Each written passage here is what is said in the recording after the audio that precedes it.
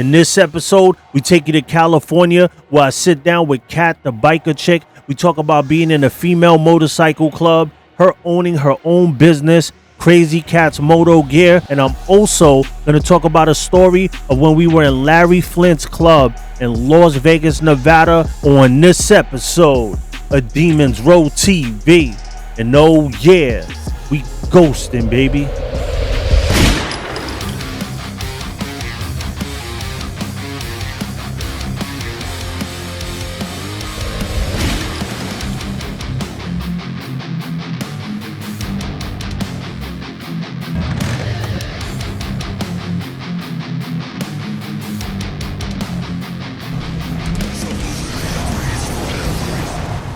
Big shout to the ghosts and the ghost sets. Welcome to Demons Row TV, the holy grail of MC culture, where we cover everything motorcycle and motorcycle club involved. I'm Sos the Ghost. I'm your host for the evening. And today we're going to sit down with somebody that I consider a friend, a stand-up chick.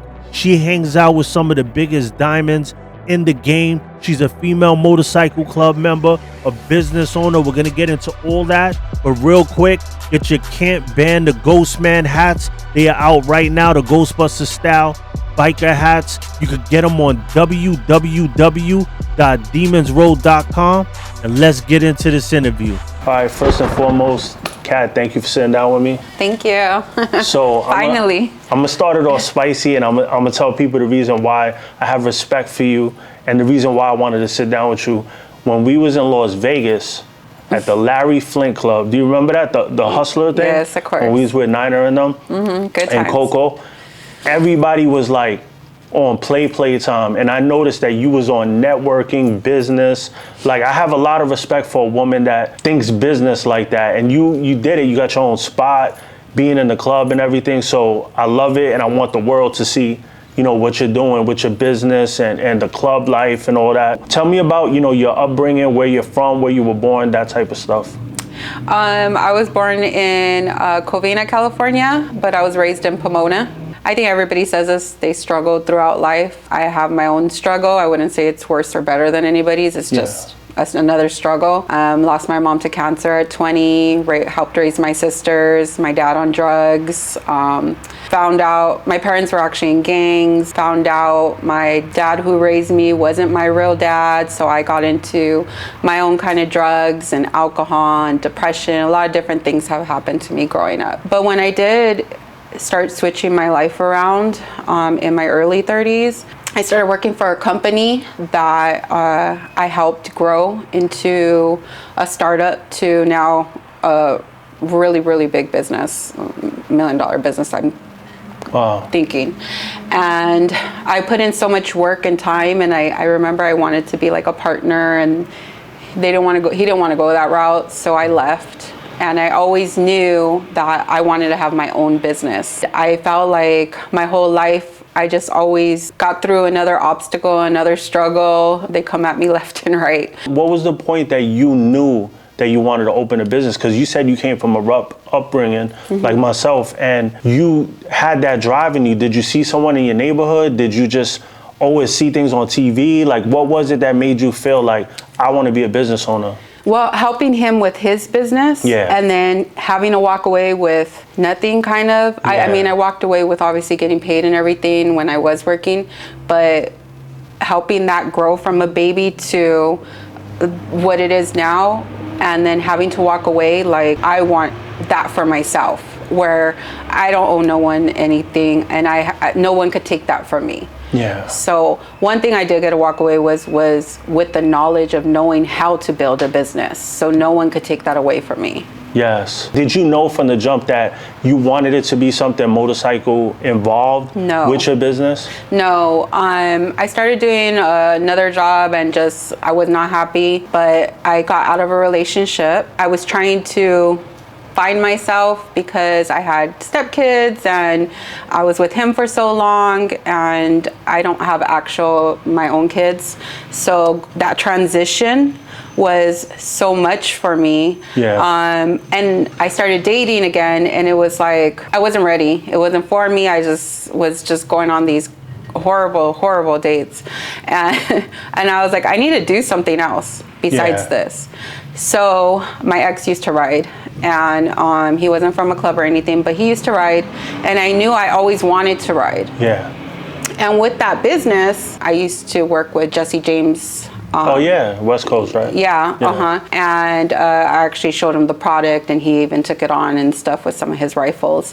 But I knew like by him was kind of an inspiration, and then always wanting to do it when my ex rode, but he never wanted to show me. Yeah. So once I became single and was transitioning, I was like, okay, let me go do something. I told my family, I want to do something that I really have always wanted to do and see, you know, keep myself busy, occupied. And I went and took the class to go start riding. And then I started I got my bike, started riding like right away. What was your first bike? Sportster 1200. Okay. I think that's everybody's starter bike, pretty much. That's what everybody was telling me to start with.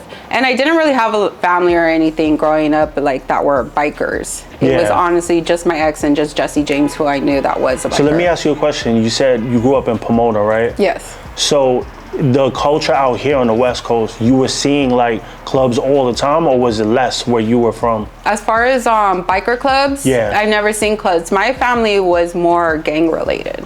Oh, okay. So I knew that part. Biking community, and they're is a lot different than growing up like that. So. How did you not get caught up in that lifestyle? You know, the whole gang lifestyle. I did in a little bit, like as far as partying and like doing things with a lot of my uncles and going in and out of prisons. I've had an ex that was in prison and that I waited for a while. Was there a lot of pressure for you to join? Like, no, there was none. Actually, my mom was very against it. Oh, okay. So even though she was from, she was against it. My biological dad kind of didn't raise me because he was just so involved with it. And they were from the same spot as well. So it was like we grew up with it. Yeah. But she was very like, this isn't, you know, she got cancer, and then it was like step away, like taking care of herself, and my daughters, I need to be here for my daughters. I'm trying to be here for my daughters, to live. Was there like a lot of warring in your neighborhood growing up with other neighborhoods, or was it like they had it, the community? I've seen some things that people would never think I would have seen. Yeah. So there's a lot of things that I've seen with shootings and stuff like that. And again, that's back in when I was younger. It was more than now. Now it's just like, well, I don't know. I'm not really in it to know, but I just always hear the generation's different, and the respect is different.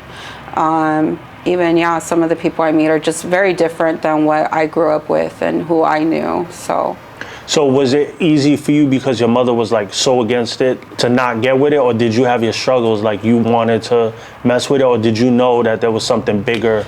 Honestly, with me, I didn't care to be from anything. Like, I don't even think I had that look or anything. I didn't have that. My mom, she was just raised in foster, so she that's how she ended up being around the neighborhood and all that stuff. Just seeing her and growing up in it was just something that wasn't like, oh my God, this is what I want to do. It was just like family. So we never really thought like that. I mean, I would see my mom fight. I would see my mom did crazy stuff. So she was a good mom, but she did crazy stuff. So do you aspire to have children, or everything that's going on in the world right now is like kind of turning you off to it? Children. So I've always had stepkids. Yeah. And the hard part with stepkids is when a relationship doesn't work.